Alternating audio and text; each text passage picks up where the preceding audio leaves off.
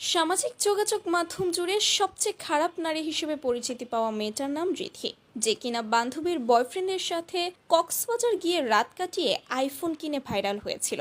Viral হওয়ার পর তার জীবনটা রীতিমতো নরকে পরিণত হয়ে গিয়েছিল।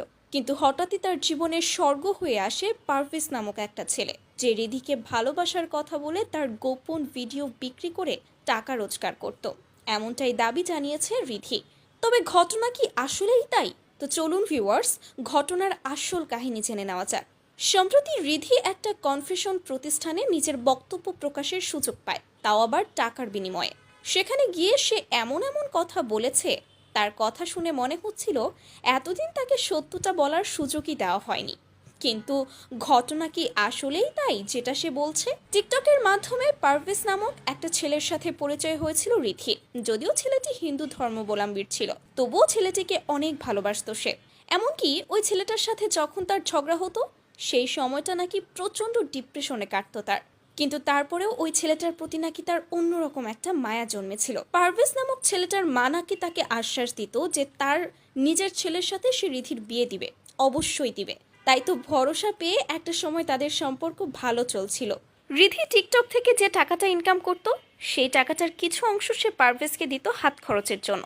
কখনো কখনো সেটার অঙ্ক 20,000ও ক্রস করে যেত।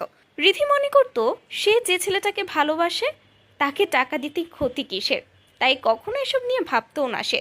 কিন্তু একদিন হঠাৎই ওই ছেলেটা রিধির কাছে তার গোপন ভিডিও চেয়ে বসে। ভিডিও কলে এসে রিধি তার বয়ফ্রেন্ডের আয়েশও মেটায় খুশি খুশি। কিন্তু তার বয়ফ্রেন্ড যে সেগুলো স্ক্রিন রেকর্ড করে রাখবে, সেটা সে কল্পনাও করতে পারেনি। বয়ফ্রেন্ড তো এরকম ভিডিও চাইতেই পারে, এটা নাকি তার কাছে নর্মাল মনে হতো। কিন্তু সে যে স্ক্রিন রেকর্ড করে সেটা বিক্রি করবে, সেটা রিধি জানতো না। মূলত ওই ছেলেটা 500 থেকে 5,000 টাকায় রিধির এইসব ভিডিওগুলো বিক্রি করত এবং প্রচুর টাকা কামাতো।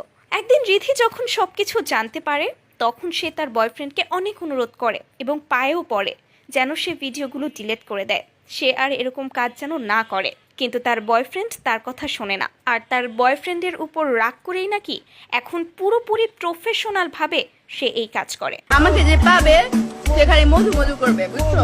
আমি একটা রসমালাই। তার বয়ফ্রেন্ড এবং বান্ধবীরা মিলেই নাকি তাকে আজকে খারাপ করেছে। প্রথম অবস্থায় সে খারাপ ছিল না, তার এই খারাপ হওয়ার পেছনে নাকি তার বান্ধবী এবং তার এই বয়ফ্রেন্ডই দায়ী।